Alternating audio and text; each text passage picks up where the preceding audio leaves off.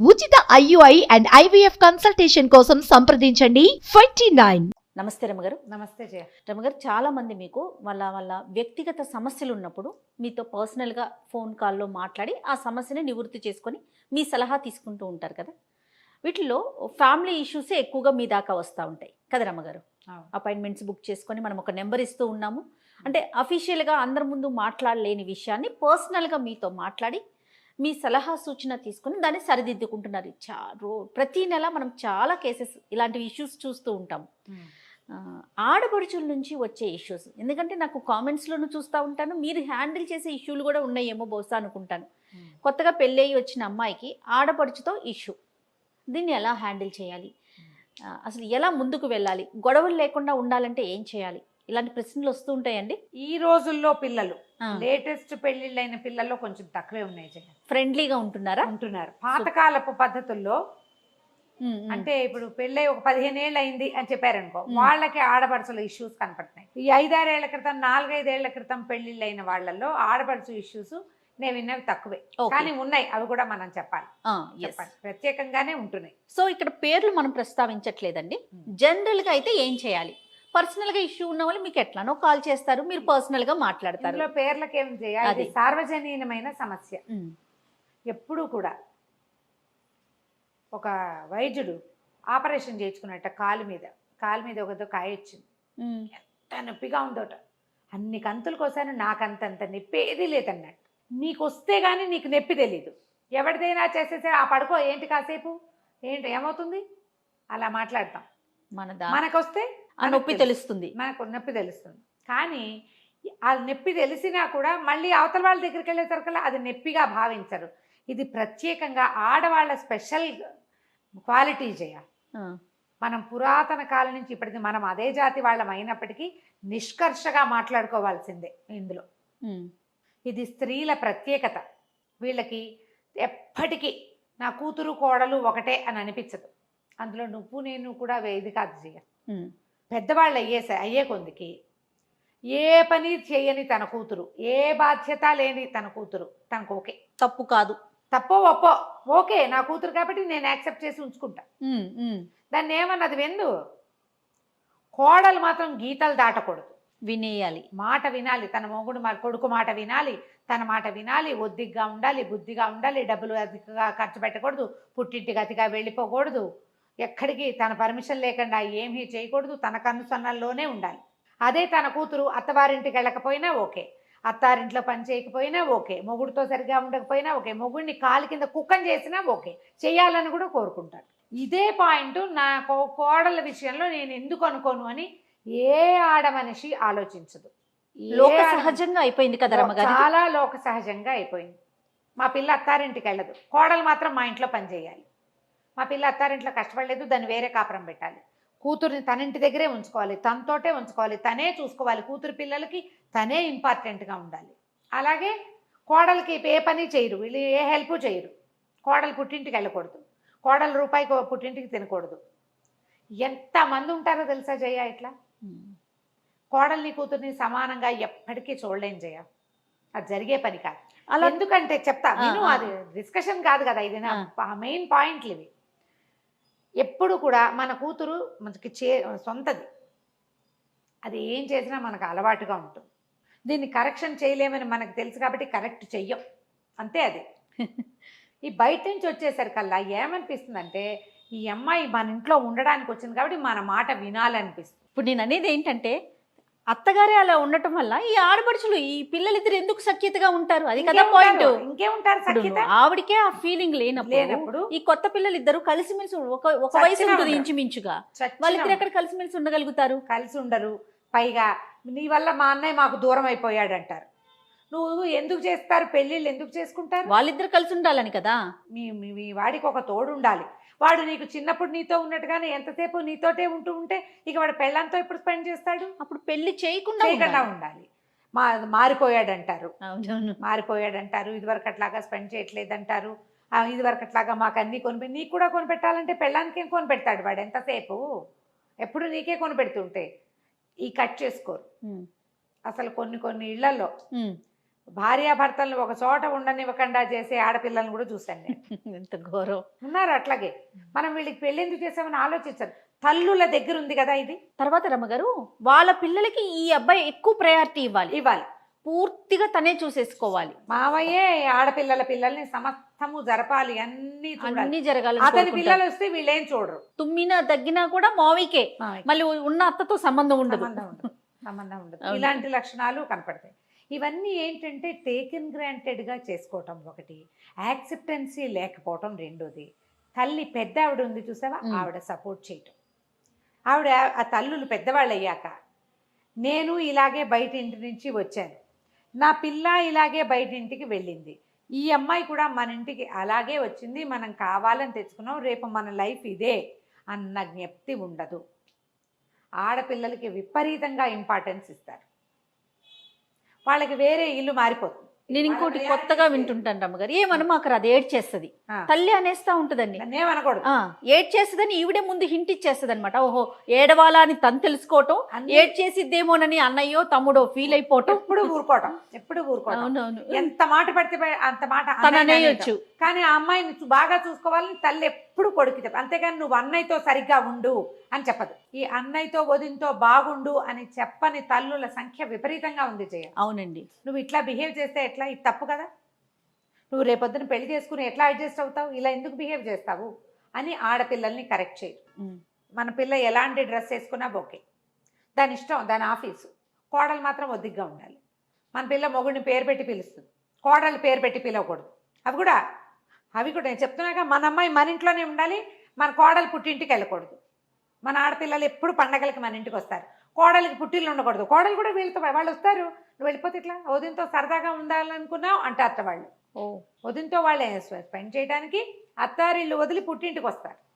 మరి వదిన ఎప్పుడు పుట్టింటికి వెళ్తుంది, ఈ ఆలోచన ఉండదు. చచ్చిన ఆలోచించరు. ఏ పండగలకి పుట్టిళ్ళకి రాని ఆడపిల్లలు కోకొల్లలుగా ఉంటారు, ఎందుకంటే ఆడపడుచులు వస్తారు కాబట్టి. ఇప్పుడు కొంచెం తగ్గింది, ఎందుకంటే ఈ ఆడపిల్లలు కోడళ్ళు కూడా ఒకే రకంగా చదువుకుంటున్నారు. చదువుకోవటం పైగా ఇంకో కొన్ని చోట్ల కొన్ని రకాలు. ఇంకోటి ఏం చూస్తున్నామంటే, అమ్మాయిలు పెద్దవాళ్ళు, అబ్బాయిలు చిన్నవాళ్ళు అనుకో. అమ్మాయిలు పెళ్ళిళ్ళు అయిపోయి వాళ్ళకి అంతంత పిల్లలు అయ్యాక మగ పిల్లలు పెళ్ళిళ్ళు అవుతాయి. ఇక వీళ్ళ మీద ఆ పెళ్ళిళ్ళు అయిపోయిన అక్కల రోపు అంతా ఇంత కాదు, ఈ కొత్తగా వచ్చిన కోడళ్ళ మీద. ఆల్రెడీ అంతా ఇంత అయిపోయిన మేనల్లులని మేనకోడళ్ళని ఎత్తుకోవడం పెంచుకోవడం అన్ని మావేలే చేస్తారు. సరదా కూడా ఉంటుంది కదా. ఇప్పుడు తనకి పెళ్లి కానంతసేపు సరదా ఉంటుందండి, తనకంటూ సంతానం కలిగితే. పిల్లలు పుట్టాక కూడా ఆ టాప్ ప్రయారిటీ ఆ పిల్లలకే ఇవ్వాలని. ఇలాంటి సమస్యలతోటే ఈ ప్రాబ్లమ్స్ వస్తాయి జయ. ఇంటికి పెద్దవాళ్ళు ఒక మగపిల్లాడికి పెళ్లి చేసేటప్పుడు ఇవి మాట్లాడుకోవాలి. వదినొస్తే అన్నయ్య వేరైపోతాడు అని చెప్పడం కాదు, అన్నయ్య కూడా ఒక లైఫ్ వాడి సెపరేట్ది స్టార్ట్ అవుతుంది అని చెప్పాలి. నువ్వు వీళ్ళతో బాగా ఉంటే రేపు నీకు జరుగుతుంది బాగా అని చెప్పాలి. వదినతో ఫ్రెండ్షిప్ చేస్తేనే రేపొద్దున అన్నయ్య నీతో ఉంటాడని చెప్పాలి. ఖచ్చితంగా చెప్పాలండి. ఈ చెప్పకుండా దాన్ని కంట్రోల్ చేయాలని చూస్తారు. కొన్నాళ్ళకైనా ఓ 10 ఏళ్లకో 15 ఏళ్లకో ఆ అన్నయ్య పిల్లలు పెరుగుతారు, ఆటోమేటిక్గా వదిన సంసారం వదిన చేతిలోకి వెళ్ళిపోతుందని గ్రహించుకోపోతే ఎట్లా? ఒకే ఊళ్ళో అక్కలు అక్క చెల్లెళ్ళు అన్నదమ్ములు ఉన్నారనుకో, రోజు సాయంత్రం వేసరికి అక్కింటికో చెల్లింటికో వెళ్ళిపోతుంటాడు అబ్బాయి, పెళ్ళాన్ని ఇంట్లో వదిలేసి. లేదా మా అక్కింటికి వెళ్దాం, లేదా మా చెల్లింటికి వెళ్దాం. ఇక వేరే ప్రపంచంలో నిన్నట్టు వాళ్ళకి ఎందుకు వెళ్ళాలని అనుకుంటారు వీళ్ళు. పెళ్ళికాక ముందంతా వెళ్ళా, ఇప్పుడు వెళ్ళకపోతే బాగుండదంటారు. ఈ అక్కో చెల్ల ఒరే రోజు మా వెనకాల తిరుగుతా వెంటనే మీ ఆమె చూసుకుని సినిమాకి వెళ్ళి చికారుకి వెళ్ళి అని చెప్పరు. వాడు 2-3 రోజులు రాకపోయాడంటే ఇంకేముంది మార్చేసింది అంటారు. మన మొగుళ్ళు మనతో ఉండాలి, మన తమ్ముడు కూడా మనతోటే ఉండాలి. ఎంత అన్యాయం కదా, ఎంత సెల్ఫిష్నెస్ చేయాలి. మరి మారాలి కదా. ప్రజలు ఆడవాళ్ళు దీని మీద ఆలోచించాలి, ఖచ్చితంగా ఆలోచించుకోవాలి. ఇంకా ఉన్నాయి. తమ్ముడు ఫారెన్ వెళ్ళాడు అనుకో, ఎక్కడికో వెళ్ళాడు, అక్కయ్యో చెల్లో కూడా అక్కడికి వెళ్ళి సేమ్ ప్లేసు ఆ పక్క ఇళ్లలోనే ఉండాలి. మా అమ్మాయి మా అబ్బాయి ఒకచోటే ఉండాలని కోరుకుంటారు తల్లిదండ్రులు. అది కోడలు ఛాయిస్ లేదు. ఇంకా ఆ అమ్మాయికి తన జీవితం ఎలా ఉంచుకోవాలి, తన భర్త తను ఎక్కడ ఉండాలి, అవేం ఆలోచన లేవు. ఆవిడ నువ్వు అక్కతోటే ఉండాలి, లేదా నువ్వు చెల్లితోటే ఉండాలి. చెల్లిని పైకి తీసుకురావాలి, చెల్లిని నీ దగ్గరే ఉంచుకోవాలి. చూసుకోవద్దా? చూసుకోవాలంటే పక్కింట్లో ఉండాలి. ఒక్కింట్లోనే ఉండాలనే వాళ్ళు కూడా ఉన్నారు. ఇక ఎవడు వాడు బతకడు, వీళ్ళు బతకరు. కొన్నాళ్ళకి తగాదాలు. ఇదివరకు కొట్టు చచ్చినా కలిసి ఉండేవాళ్ళమ్మా. ఈ రోజున కలిసి ఉండే రోజు కాదు. ఏ పోట్లాట వచ్చినా, ఏ తగాదా వచ్చినా, ఏ సహించలేని తనం వచ్చినా తెంపుకుపోయే అవకాశాలు కనపడుతున్నాయి. అన్నా చెల్లి తెంపుపోరు, మొగుడు పెళ్ళని తెంపుపోతారు కదా. మరి ఇప్పుడు అమ్మ మన కర్మ ఏంటంటే అన్నా చెల్లి తెంపుకు పోయే వాళ్ళు కూడా కనపడుతున్నారు. అవునండి, చూస్తూ ఉన్నాం. మాట్లాడరు, అన్నయ్య తమ అన్నలు అక్క చెల్లెలు అన్నదమ్ములు మాట్లాడుకోరు, సంవత్సరాల తరబడి కలవరు, ఏ హెల్ప్ చేయరు. చిన్న చిన్న విషయాలకి మొదలుపెట్టి చిలికి చిలికి గాలివాన చేసి రక్త సంబంధాన్ని తెంచేసుకుంటారు. ఆ పెళ్ళామే దేవత అనుకుంటారో మరి ఏమనుకుంటారో తెలియదు. ఆడవాళ్ళ పాత్ర ఎక్కువగా ఉంటుంది ఇందులో, తెంచేయటంలో మగవాళ్ళ పాత్ర కంటే వాళ్ళ పెళ్ళాల పాత్ర ఎక్కువ ఉంటుంది. ఇటువైపు విషయంలో మొగుళ్ళ పాత్ర ఎక్కువగా ఉంటుంది. వీళ్ళు కాకపోతే నాకెవరు అన్న ఊహ అసలు చేయరు. నువ్వు ఎక్కువగా కలిసి ఉండకూడదు, తెంపేసుకోకూడదు. అన్నదమ్ములు అక్క చెల్లెళ్ళు కలిసి ఉండాలి, కలుస్తూ ఉండాలి, అంతేగాని కలిసే ఉంటామని అనకూడదు. ప్రతిదానికి ఒక బ్యారికేడు, ఒక హద్దు, ఒక లైన్ ఉండాలి. ఆ లైన్స్ దాటకూడదు. ఈ రోజునంతా ఎడ్యుకేటెడ్ సమాజమే ఉంది. పల్లెటూళ్ళలో కూడా ఎంతో కొంత చదువుకున్నారమ్మా. చదువుకోకుండా 10th 9th తోటి ఆపేసే ఆడపిల్లలు లేరు, మగపిల్లలు లేరు. అవును అవును. మనం ఎందుకు ఆలోచించాం? మానవ సంబంధాలు విస్తరించుకోవాలి కదా, విస్తరించాలా? ఖచ్చితంగా అండి. మరి అందుకోసమే మనం పెళ్ళిళ్ళు చేసుకుంటున్నాం కదా. లేకపోతే మన పిల్లనో మన ఇంట్లోనే మనం ఎందుకు ఉంచుకోవట్లా? పై పిల్లని తెచ్చి దాన్ని మన కంట్రోల్లో ఉంచుకోవాలంటే నీ కంట్రోల్ ఏమిటి? భర్తకి కంట్రోల్ ఉంటుంది. నువ్వు స్నేహంగా ఉండాలి. ఆడపడుచులు ఆ వదినలతోటి స్నేహంగా ఉండాలి. కంట్రోల్ ఉంచుకుంటావంటే కష్టం కాదు. ఈ కాలంలో అది కుదిరే వ్యవహారం కాదు. ఏముంది, అప్పుడు అన్నదమ్ముల డివోర్స్కి అక్క చెల్లెళ్ళే కారణం అవుతారమ్మా. అంతే కదా. మా ఆడపడుచు వాళ్ళు, నేను కొన్ని కేసులు విన్నాను చేయ. అంటే ఇప్పుడు మనం సాల్వ్ చేసిన కేసులు కాదు ఇవి. చుట్టుపక్కల ఫ్రెండ్స్లో ఎవరైనా ఊరికే మన మెసెంజర్లో మెసేజ్ పెడతారు, మా ఆయన చాలా మంచివాడండి, మా ఆడపడుచులతోటి చిక్కంతా. అవును. నా బట్టలు వాళ్ళే సెలెక్ట్ చేస్తారు, నా నగలు వాళ్ళే, నేనేం పెట్టుకోవాలో వాళ్ళే చెప్తారు. నాకు బ్యాండ్ మేళం బట్టలు ఇష్టం ఉండవు. ఒక అమ్మాయి కంప్లైంట్ ఇది మెసెంజర్లో పెట్టింది అమ్మాయి. ఒకే రకం బట్టలు వేసుకోవడం నాకు ఇష్టం ఉండదండి.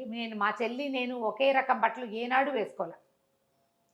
మా అత్తారింట్లో ఏ ఫంక్షన్ అయినా మా ఆడపడుచులు ఇద్దరు మేము ముగ్గురం ఒకే బట్టలు వేసుకోవాలని వాళ్ళ రూల్. ఒకే రకం చీరలు కట్టుకోవాలి, ఒకే రకం నగలు పెట్టుకోవాలి. అది ఎప్పుడైనా వన్స్ ఇన్ ఏ వైల్ బాగుంటుంది. ప్రతి దానికి, ప్రతి ఫంక్షన్కి మేము ముగ్గురం ఒకేలాగా తయారవ్వాలి. నాకు ఆ పై మెళ్ళలో పెట్టుకునే వస్తువులు నచ్చవు. ఏముందమ్మా, అలవాటు చేసుకో, మిగిలినవన్నీ బాగుంటుంది. కాదండి, నాకు నెక్ పీసులు నచ్చవండి, నాకు లాంగ్ చైన్స్ ఇష్టం. వాళ్ళిద్దరు సన్నటి వాళ్ళు నెక్ పీసులు పెట్టుకుంటారు, నన్ను కూడా అదే పెట్టుకోమంటారు. నేనేమో బొద్దండి. అమ్మాయి చూడు ఎంత బాధపడుతూ ఉంటుంది, ఎంత అసహ్యంగా కనపడతానో. ఫోటో చూస్తే నా ఫోటో వచ్చి నేను పందిలో ఉన్నాను, ఇలా రాసిందమ్మా అమ్మాయి, పాపం నిజంగా చెప్పైనా అని అడిగా నేను. చెప్పమంది, అందుకే ఈ వాక్యం చెప్తున్నానమ్మా. కొన్ని విషయాలు ఇది ఎవరికైనా చెప్పచ్చా అని అడిగి మరీ చెప్తాను నేను. అంతే కదా, పర్సనల్ కదా రమ్మగారు. పర్సనల్. నేను లావుగా కనపడతానండి, నాకు అస్సలు నచ్చదు. తన వేషధారణ కూడా వాళ్ళే డిసైడ్ చేస్తే ఇంకెట్లా రమ్మగారు, ఎట్లా బతుకుతారు? మరీ టూ మచ్ కాదు. నాకు నచ్చదు. చిన్నప్పుడు కూడా పై మెళ్ళలో గొలుసు పెట్టుకోలేదండి నేను. ఇప్పుడు ఎప్పుడు నేను నెక్ పీసులు పెట్టుకోవాల్సి వస్తుంది. నాకు అస్సలు నచ్చదు. నేను లావుగా కనపడతాను. నేను అంత లావు కాదండి, కానీ నాకు నా మెడకి సూట్ కాదా, తనకి నచ్చదు, ఇంకంతే. సరే, మీరు అన్నట్టు ఎప్పుడైనా ఒకసారి ఓకే, ప్రతిసారి బ్యాండ్ మాలం లాగా మొత్తం ఒకటే ఫంక్షన్ పోని అందరికి గుర్తుగా మేమేం తెలియాలంటే అలా కాదండి. ఎవరింటికి ఫంక్షన్లకు వెళ్ళినా అందరం రెడ్ కట్టుకుందాం, అందరం గ్రీన్ కట్టుకుందాం, అందరం ఇదే పెట్టుకుందాం. వస్తువులు, బంగారు వస్తువులు కూడా బాగా చేయించారట అత్తవారు. ఆడపిల్లలకి బాగున్నాయి, అమ్మాయికి కోడలికి చక్కగా చేయించారు. ఉపయోగం అన్ని వాళ్ళకి నచ్చేవి, ఈ అమ్మాయి కూడా నప్పేవి కాదు, నచ్చేవి. వాళ్ళకి నచ్చినవి. నప్పే వస్తువు ఒక్కట్లేదండి నా నగల్లో. మా అమ్మ కొన్నవే ఉన్నాయి, అవి పెట్టుకోనివ్వరు ఎప్పుడు. అది నేను వాళ్ళతో ఎలా మానేయాలో అని చూస్తాను. నాకు ఇష్టం లేదు అలా చేయటం. మా హస్బెండ్ ఫీల్ అవుతాడు, కానీ నేనేం చేయను. పెట్టుకోకపోతే అతను ఫీల్ అవుతాడు. ఫంక్షన్ మానేస్తే అతను ఫీల్ అవుతాడు. ఇది మేనేజ్ చేయలేని విషయం. వాళ్ళు అన్ని విధాలా బాగానే ఉంటారు. ఈ బలవంతం తట్టుకోలేకపోతున్నాను నేను. ఎట్లా చెప్పాలో తెలియదండి. నాకు సూట్ కాదని. అది ఏం కాదు, బాగుంది, ఏం కాదు, నిండుగా ఉన్నామంటారు. నాకు నిండుగా ఉంటాం ఇష్టం లేదండి. నిండుగా కాదు, నేను బండగా కనపడతానండి అని రాసింది పిల్ల. ఏడుపు బొమ్మలు పెట్టింది 3-4. ఇక వాళ్ళ ఆడపడుచులు ఎవరో తెలుసుకుంటారు ఈ సంగతి. వాళ్ళు ఇది ఎప్పుడో సంవత్సరం క్రితం సంగతి, సందర్భం రాలా ఇప్పుడు. అదేలేండి, తెలుసుకోవాలి కదా. తప్పు కదా రమ్మగారు, తప్పు కదా. మరి తన ఎవరి ఇష్టం ప్రకారం వాళ్ళు ఉండని వాళ్ళు కదా. కనీసం కొన్నిసార్లు అయినా ఏదో ఒక సందర్భంలో అయినా. ఇప్పుడు బయటికి వెళ్ళేటప్పుడు ఇంకొంచెం ఎక్కువ రెడీ అవుతారు కొంతమంది, ఏదో అందంగా సహజం కదా ఇవన్నీ. తన సొంత విషయాల్లో కూడా ఇన్వాల్వ్ అయిపోతాయి. నేనేం చెప్పంటే, అమ్మ ఒక సంవత్సరం 2-3 ఏళ్ళు గడిచేసారు కల్లా ఏవో ప్లేసులు మారుతాయి, వాళ్ళ ప్రయారిటీస్ కూడా మారుతాయమ్మా, కొంచెం అడ్జస్ట్ అవ్వు. మీరు ఎప్పుడు ఎప్పుడు చెప్పేదే. కొట్లాడుకుంటే ఏమవుతుందమ్మా, పాపం ఇలా చచ్చి అడ్జస్ట్ అయ్యి 25 ఏళ్ళు 30 ఏళ్ళైనా ఆడపడుచుల రోపు దిగని వాళ్ళు బోల్డ్ అంతమంది ఉన్నారమ్మా, బోల్డ్ మంది. ఏదో ఒక మాట వీళ్ళు విసిరి, ఒక మాట వాళ్ళు విసిరితే సరిపోతుంది, బాగానే ఉంటుంది. అలా కాకుండా వీళ్ళు లాగేసి మెడకు ఉచ్చేసి లాగేస్తామంటే అది కష్టం కదా. మరి ప్రధానంగా ఏంటంటే తల్లులు దీని మీద ఆలోచించాలి. పాత్ర ఇక్కడ తల్లులదే. తల్లులదే. వాళ్ళు చెప్పాలి ఇది చేయకూడని పని, ఇంత ప్రెస్ చేయకూడదు, అన్నయ్య జీవితం, నువ్వు అన్నయ్యతో బాగా ఉండాలి, వాడిని కష్టపెట్టకూడదు, వాడిని బాధ పెట్టద్దు. చాలా మంది తల్లులు కొడుకులేకి వచ్చే కూతుళ్ళకి సారీలు చెప్పాలనుకుంటారు. అది ఉంది, వాళ్ళే సరిగా ఉండాలి. ఇది ఆడపిల్ల అంత మాత్రం ఏడుస్తుంది. అదే నేను చెప్పా కదండి, ఏడుస్తుందని వీళ్ళే ముందు హింట్ ఇస్తారు. దాని ఇష్టం. అది ఏడుస్తుంది అంటే ఏడవమని తనకు ఒక హింట్ ఇస్తున్నారా మీరు అనిపిస్తుంది నాకైతే. అవును, అది కూడా చేస్తారు. ఇలాంటి సిచ్యువేషన్స్లో ఎప్పుడు కూడా ఒక్కళ్ళ వైపే తప్పు ఉండదు. వాళ్ళు ఎక్కువ రోప్ చేస్తున్నారు, వీళ్ళు కూడా ఏదైనా కొంచెం చేస్తున్నారేమో, ఇలా కూడా ఉంటుంది. ఇప్పుడు మనం ఆడపడుచులనే కాక తీరుతున్నామని అనుకోకండి. మేము కూడా ఆడపడుచులమే కదా, మేము 8 మంది అక్క చెల్లెళ్ళు, మాకు ఒకడే అన్నయ్య. కోడళ్ళ బిహేవియర్, ఇది అమ్మాయిల బిహేవియర్ గురించి చెప్తున్నాం. రైట్. కోడళ్ళ బిహేవియర్ గురించి కూడా మాట్లాడదాము. ఈ రోజుల్లో ఆడపిల్లలు మీ అన్నదమ్ములకి వివాహాలు అవుతూ ఉంటే అన్నయ్య కొత్త జీవితాన్ని మొదలు పెట్టబోతున్నాడని అర్థం చేసుకోవాలి. ఒక పార్ట్నర్ని తెచ్చాం, లైఫ్ లాంగ్ ఆ అమ్మాయితో అతను కలిసి ఉండాలి. ఆ అమ్మాయి మీ అమ్మా నాన్నల్ని కాచుకోవాలి, మిమ్మల్ని ముద్దుగా ముచ్చటగా చూసుకోవాలి. రేపు పొద్దున మంచి చెడు చేయాల్సిందే ఆ అమ్మాయే చేయాలి. కాబట్టి మీరు వచ్చిన అమ్మాయిని చక్కగా చూసుకోండి, మీరు అన్నట్టు ఫ్రెండ్లీగా. అంతే రమ్మగారు. అమ్మాయికి పీటేసి పట్టాభిషేకం చేయక్కర్లేదు. మంచిగా అమ్మాయిని మనలాంటిదే ఈ అమ్మాయి కూడా, బయట నుంచి వచ్చింది మన ఇంటికని ముద్దుగా చూసుకున్నారనుకో, అన్ని ముద్దు ముచ్చట్లు బాగా జరుగుతాయి. కాదు రమ్మగారు, మన అమ్మ నాన్న కొన్ని రోజులతో ఆగిపోతారు, వాళ్ళ ప్రయాణం ఆగిపోతుంది. మనము మన ఇంటికి వచ్చిన అమ్మాయి కదా, ఇంకొంచెం ముందుకు వెళ్తాము. రేపటి రోజున తను కదా చేయాలి.